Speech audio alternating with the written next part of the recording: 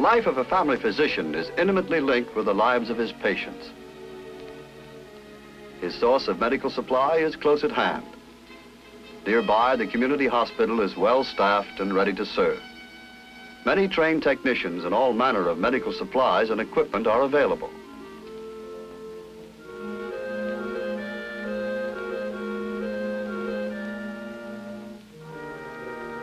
All of these elements are simple links in the personal chain of doctor-patient relationship, whether for a common cold or a major operation.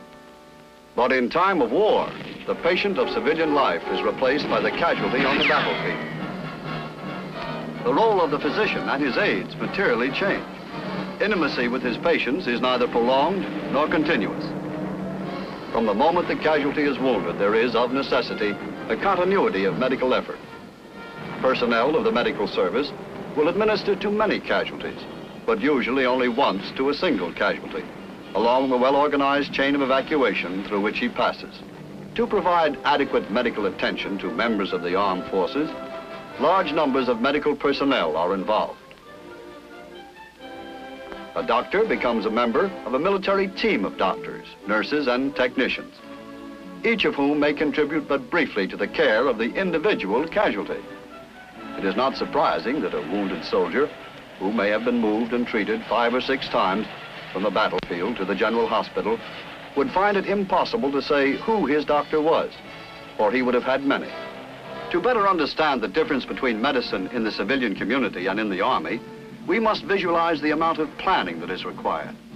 All of it must take place under a blanket of secrecy, since the success of any operation will be influenced by the element of surprise. Let us suppose a task force, an organization of Army, Navy, and Air Force troops, literally thousands of men, has the problem of preparing an attack upon this area. Long in advance of D-Day, innumerable questions must be answered. What military training will medical personnel require, such as physical conditioning and combat conditioning? How will these units operate as members of the armed forces team in combat? What specialized training will be required for such tasks as mosquito control and the dusting of civilian populations to control louse-borne diseases? The testing of water for chlorine content. Then there must be training for the care of casualties in the field, as well as instruction for treating all types of serious wounds, and the handling of casualties over rough terrain. In addition to the training of personnel, many other aspects of medical service must be anticipated. How many hospitals will be needed? Where will they be set up? How many beds will be required? What will be the number of casualties? How much medical supply will be required? What is this new area like? What are the endemic diseases? What immunization steps must be taken? The answer to all these questions can be summed up in one word: planning. And every page that has to do with the myriad plans of the staff will carry the vital warning, top secret. This joint task force staff, including representatives of the Army, Navy, and Air Force, meet to consider a directive that has been received. Attention!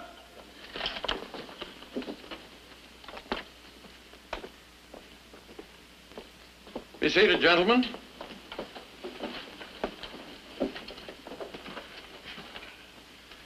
The United States Joint Chiefs of Staff have directed a theater of operations be established, the Mid-Oceanic Theater.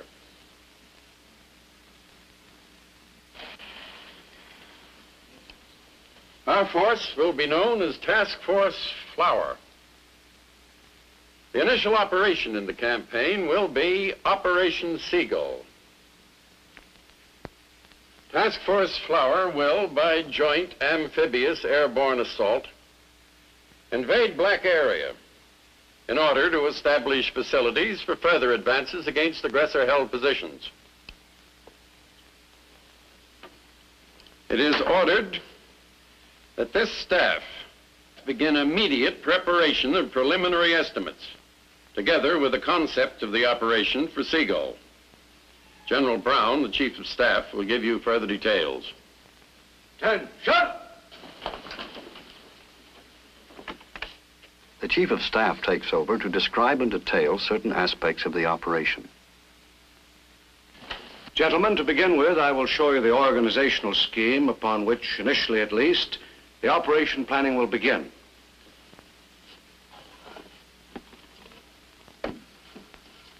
You will note that we followed the typical task force organization. We will have J's 1, 2, 3, and 4. Present at the meeting is the General Staff, J1, Personnel, J2, Intelligence, J3, Operations, J4, Logistics, and the Special Staff, the Task Force Surgeon, Ordnance, Transportation, and Quartermaster officers, as well as the Signal and Chemical officers and the engineer.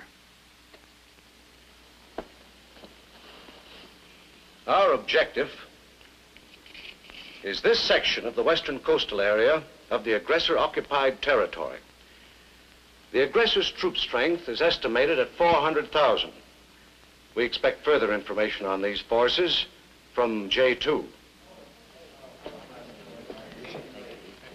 Now, here is the information you've all been waiting to hear. Oh, gentlemen, it'll not be necessary to take notes. All of this material will be handed to you at the close of the meeting. Now, what is to be the size of our force?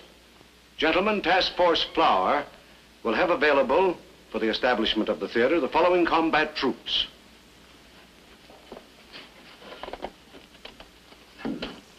3 field armies, 2 task fleets, 3 air forces. He explains that during the assault of Operation Seagull, 1 Army reinforced corps will be employed. This will include infantry, armored and airborne divisions.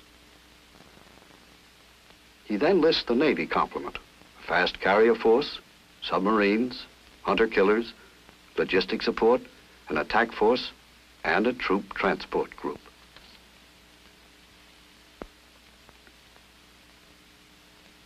As for the Air Force, the exact number of wings is already known, including heavy and medium bombers, fighters, and a troop carrier wing. And even at this early stage of planning, there is a chart of theater buildup from D+30 all the way down to D+360. All of this information is of vital importance to the task force surgeon, General Cross, whose job it is to conserve fighting strength of all personnel involved. With a final total of well over 1 million men. Training areas for these troops will be located as follows: Pennsylvania, New York, and the New England areas. Others will be in Virginia, South Carolina, with Louisiana and Texas making up the remaining areas.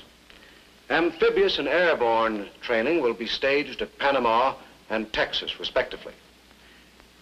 Bases for departure will be from ports of New York, Norfolk, New Orleans, and Panama.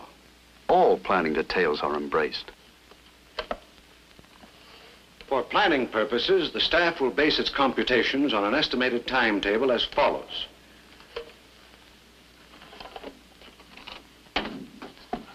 Today is D-200. D-Day, landing. D+15, port captured. D+45, port facilities restored. D+90, Operation Seagull terminated. We will then have an advanced base for future operations against aggressor.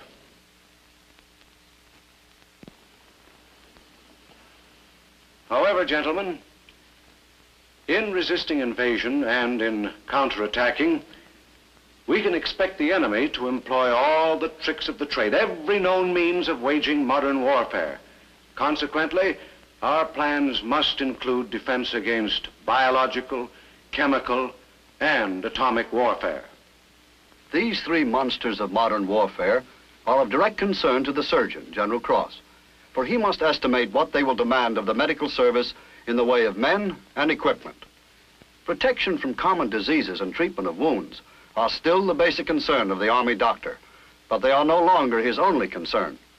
Ever since World War I, gas masks have been effective weapons against gas attack.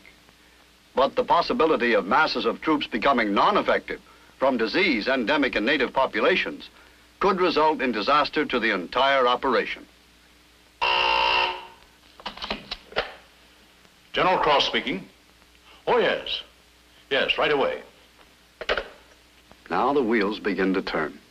Again and again, members of the staff will meet informally to exchange information which will enable them to coordinate their plans.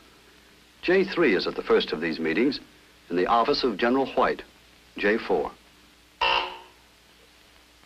Yes? General Cross is here. All right, have him come in, please.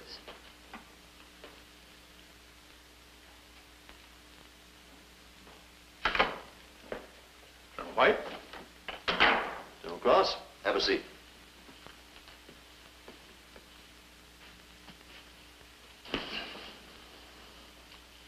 General Cross, so that the quantity of building materials necessary can be determined, would you give us your estimate on the number of fixed beds to be constructed in the objective area? Very well, General White.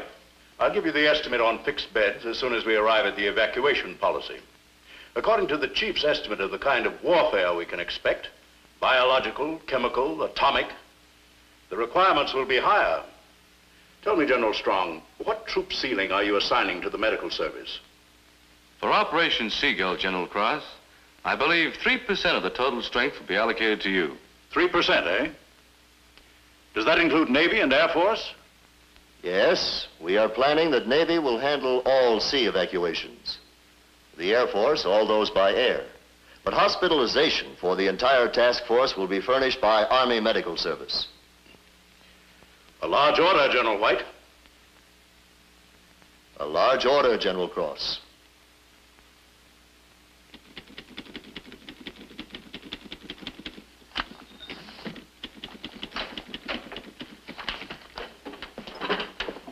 Good afternoon, Colonel. General?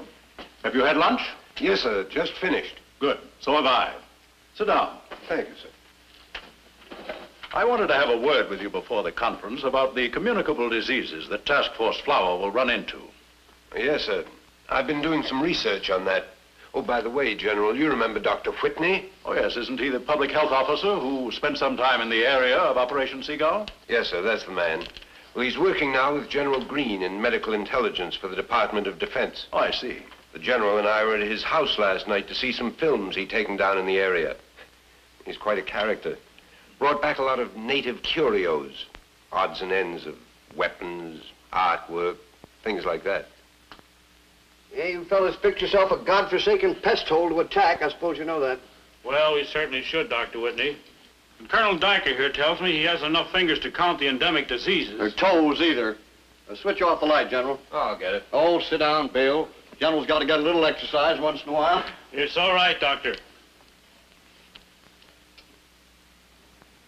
No fancy titles, words, or music. So I'll just gab right along with the film. This is about how it's likely to look from the outside going in. This wasn't from our boat, it was from the mail boat. Yes, it's a typical tropical paradise where the mosquitoes are as thick as, well, the hairs on your head, not mine. Dampness, vegetation. You'll find the anopheles, of course, and malaria is endemic. This will give you some idea of how high the trees grow. We had to keep boys with machetes constantly clearing around the station.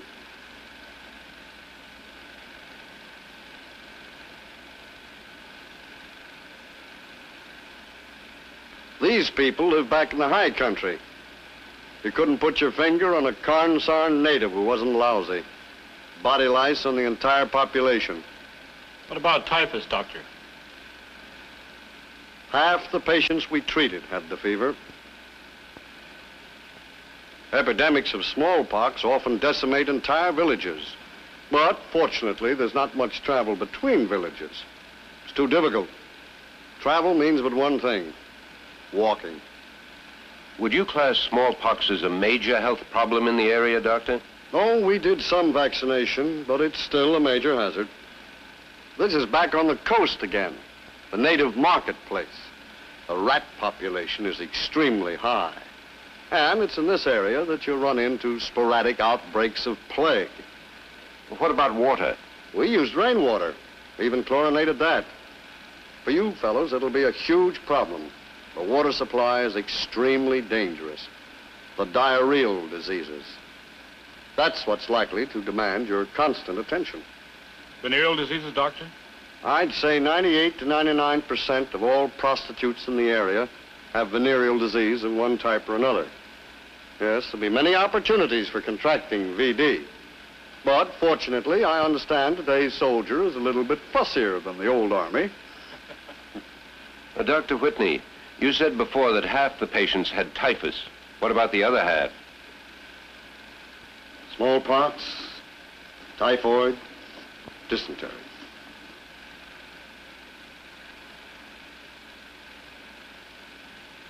I see.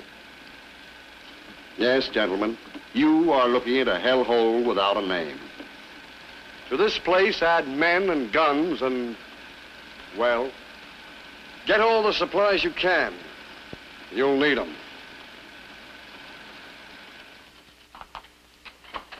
Well, that gives us a lot of information. Oh, by the way, we better get over to my office for that meeting. Yes, sir.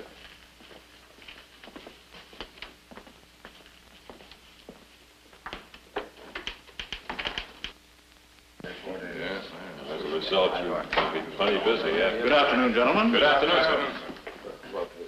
Please be seated, gentlemen.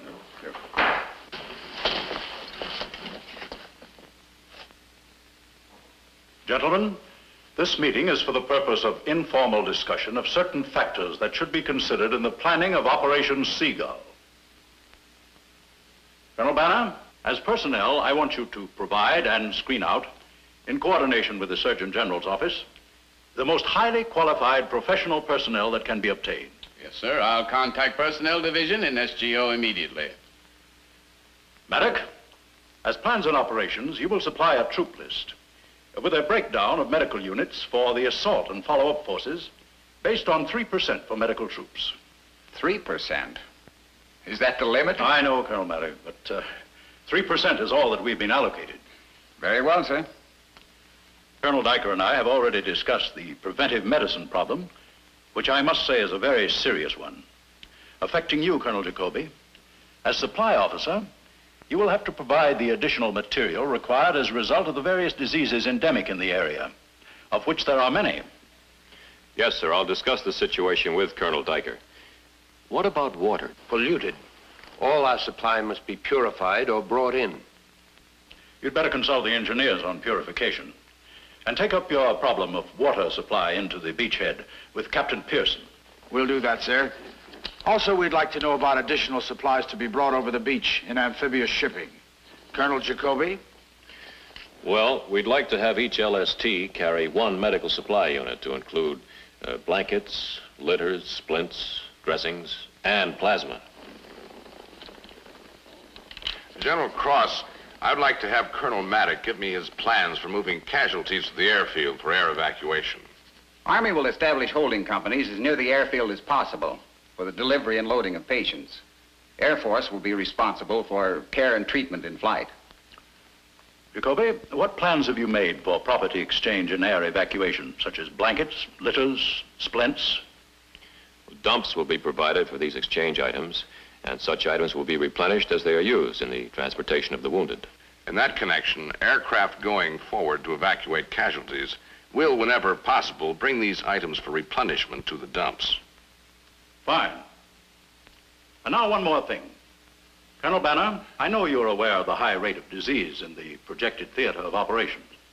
Because of it, and because of the possibility of biological warfare, I want you to consider the necessity of supplying additional preventive medicine personnel and other specialists. Very well, General. Colonel Diker and I will get together. Any questions? Very well, gentlemen. That is all for now. I will expect your preliminary estimates next Monday at this same time. Yes. Good day. Good day, General. Good day. Thank you, sir. Banner, when do you want to see me about Well, I that? think Monday's a good time. Right. Many conferences and many hours of study are necessary before General Cross and his staff are ready for the next meeting. There will have been much research, for upon the consideration of all factors affecting the health of the command will rest much of the success of Task Force Flower. all published data must be scanned. All established doctrine and policies will be re-examined and restated in the light of this specific operation. Night and day, the planning goes on, for the overall study will take much time, many minds, and many hands. As the work progresses, reports pile up, all pertaining to the answers to these questions. How can sickness be held to a minimum? In the event of an epidemic, how can we prevent disease from destroying more troops than bullets ever could? And how can we best care for casualties as they occur? Finally, all the massive work of the surgeon staff will be interrelated. It is for this purpose, gentlemen, that J3 and I have called you all together and presented the logistic plan. This completes a general outline of the administrative plan. We will now hear from the various technical services, beginning with the surgeon, who will present the medical plan. General Cross.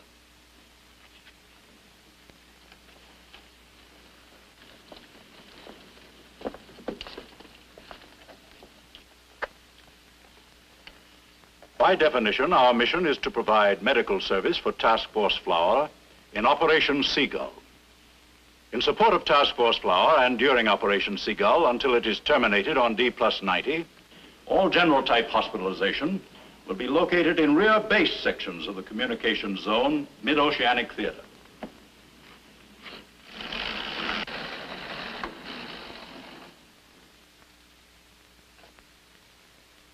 In Puerto Rico, there will be an allotment of 4,000 beds.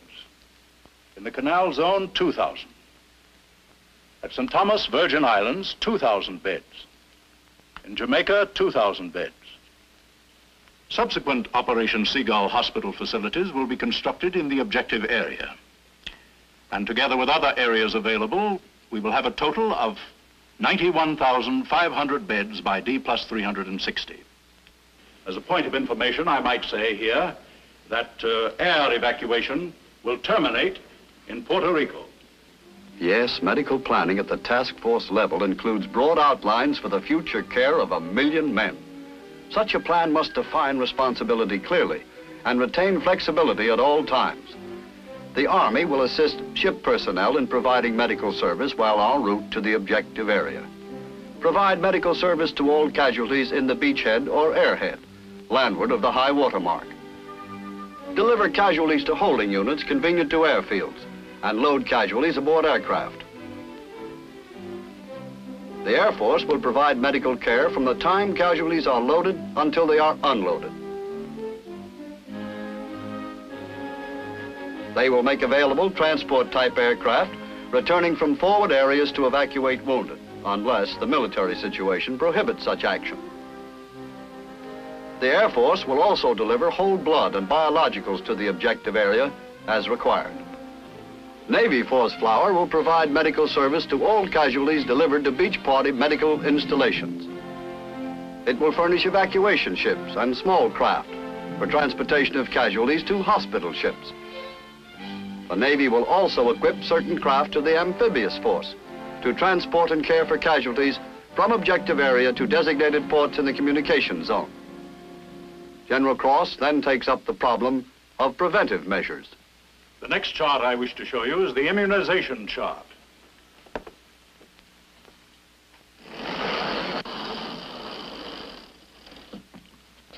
Notice that all personnel will be immunized as indicated. Tetanus, D-180. Smallpox and typhoid, D-120. Yellow fever and typhus, D-90. Cholera, D-60. Plague, D-30. General Cross, are all of these immunizations necessary? For example, does the threat of plague actually exist in the objective area? Yes, it does exist there. Available medical intelligence indicates that plague, as well as typhus and malaria, are endemic throughout the entire area. Thank you. Malaria suppressive therapy will commence on D-5. Each individual will be issued insect repellent, foot powder, mosquito bar, and water purification tablets. insect and rodent control measures will be initiated. There will be a careful screening of mess personnel to eliminate possible disease carriers. This completes a description of the preventive medicine measures. Now let's have a look at our evacuation policy.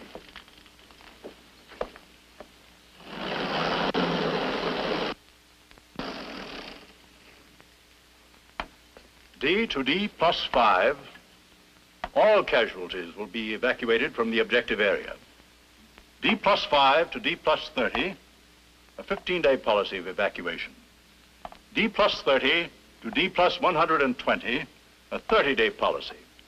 This is the termination of Operation Seagull.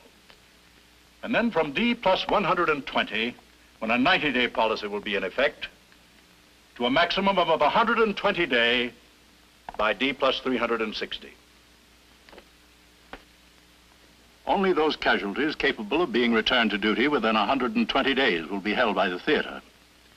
In the case of atomic enemy attack, casualties will be held in unit areas and have medical personnel and facilities available until this headquarters issues a supplemental evacuation directive. This is in order to avoid swamping the patient load capacities of hospitals, which will unavoidably be overloaded in the event of atomic explosion. In such a situation, casualties remaining in unit areas will receive far better medical care than could be obtained in badly overcrowded hospital installations. As to our hospitalization measures, in the objective area, there is one building suitable for conversion to our hospital, housing at least 1,500 beds. We estimate that this hospital can be placed in operation by D+45. Just a moment, General Cross. Yes, General White. How do you propose to do this conversion? Have you consulted with the engineers? The engineer section assures us that the job can be done by D+45. Yes, that is correct. General Cross provided us with a blueprint of this building. No construction material will be necessary except for minor modifications in the plumbing. Very well. Carry on.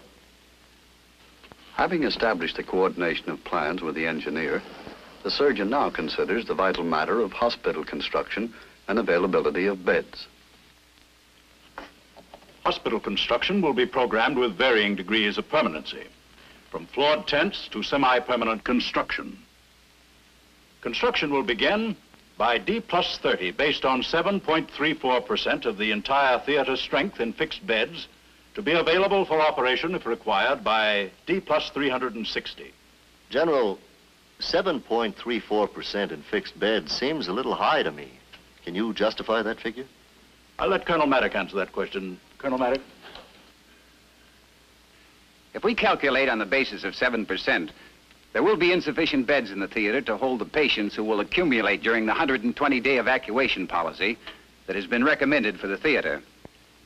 Now, it's possible to reduce this percentage to 6.8% if we reduce the evacuation policy to, say, 90 days. But in doing that, our losses of experienced personnel to the theater will be excessive.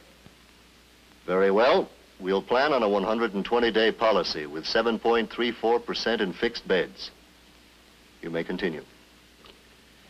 In the amphibious phase, medical supplies will be packaged in waterproof containers and be so marked. Navy will deliver to the beachhead one exchange unit of medical supplies containing bandages, splints, dressings, and plasma. The surgeon goes on to discuss resupply, supply level, build-up, and property exchange.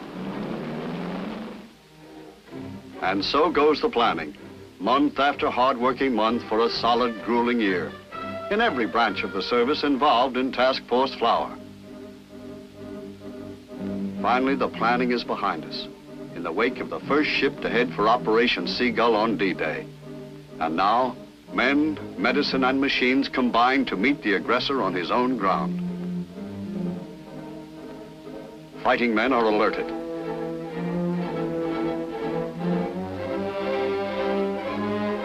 This is the hour.